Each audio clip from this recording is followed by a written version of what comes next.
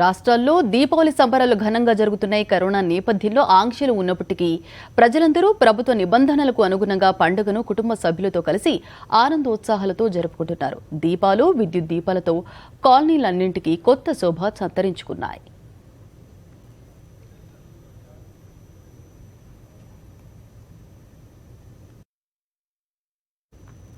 హైదరాబాద్లోని ఆనంద్ నగర్ కాలనీలోని భాగ్య ఎన్క్లేవ్లో జరిగిన దీపావళి సెలబ్రేషన్స్ పై మరింత సమాచారం మా ప్రతినిధి శ్రావణి అందిస్తారు.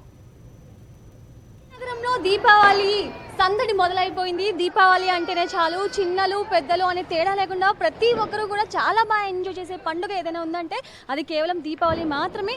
దీపావళి రోజున కులం, మతం, చిన్న పెద్ద అనే తేడా లేకుండా కూడా అందరూ చాలా బాగా ఎంజాయ్ చేస్తుంటారు. ఒక దీపావళి వెళ్ళిపోయిన వెంటనే ఇంకొక దీపావళి కోసం ఏడాది పాటు ఎదురు చూస్తుంటారు. మరి ఆ రోజు వచ్చేసింది.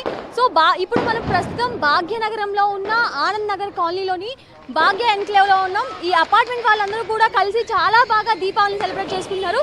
మరి వాళ్ళు ఎలా సెలబ్రేట్ చేసుకుంటున్నారో ఇప్పుడు వాళ్ళనే అడిగి తెలుసుకుందాం. హాయ్ అమ్మా. Thank you. Same to you అమ్మా.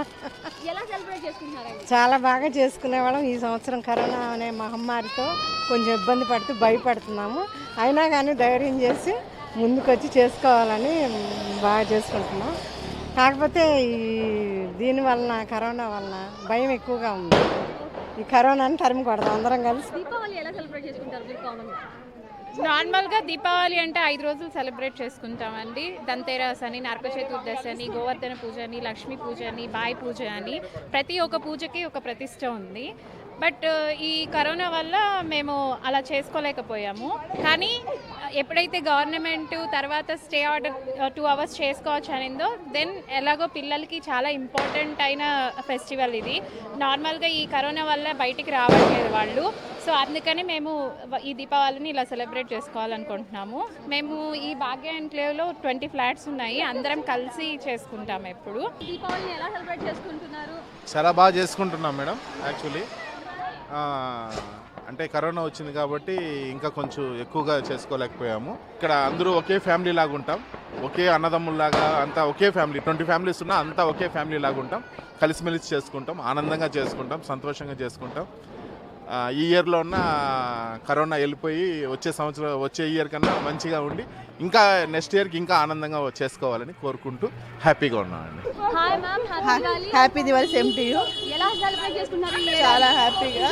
కరోనా వల్ల పిల్లల కోసం జాగ్రత్త తీసుకొని చేసుకుంటున్నాం. నెక్స్ట్ ఇయర్ కల్లా కరోనా పోతే మళ్ళీ హ్యాపీగా ఇంకా చేసుకుంటాం అని కోరుకుంటున్నాం. అసలు దీపావళి అంటేనే పిల్లలకి చాలా ఇష్టమైన పండుగ.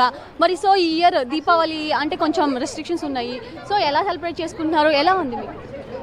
బాగుంది సెలబ్రేట్ చేసుకోవటం.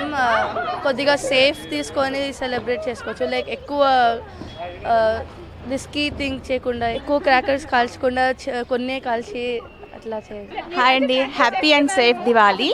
దీపావళి అంటే మంచి మీద చెడు గెలవటం. సో ఈసారి మనకి చెడు అనేది కరోనా అనే మహమ్మారి ఉంది కాబట్టి ఆ చెడు మీద మనం విజయం గెలవాలనుకుంటూ నెక్స్ట్ ఇయర్ అయినా అందరూ సంతోషంగా సేఫ్గా ఎంతో ఫ్రీడమ్గా దీపావళి సెలబ్రేట్ చేసుకోవాలని నా ఆశ. సో చూసారు కదండి, దీపావళి అంటేనే చెడు మీద మంచి గెలవటం. సో ఇప్పుడు ప్రస్తుతం సమాజంలో ఉన్న చెడు ఏదైనా ఉంది అంటే అది కేవలం కరోనా మాత్రమే. కాబట్టి సో ఆ కరోనా మీద మనం కూడా విజయం సాధించాలి. రాబోయే దీపావళిని ఇంకా చాలా ఆనందంతో చేసుకోవాలి అంటున్నారు. భాగ్యనగరం ఈ దీపావళి రోజు అయితే చాలా సందడిగా మారింది. దీపాల కాంతులతో అయితే వెలిగిపోతుంది. వీడియో జర్నలిస్ట్ నారాయణ రెడ్డితో శ్రావణి, సాక్షి టీవీ, హైదరాబాద్.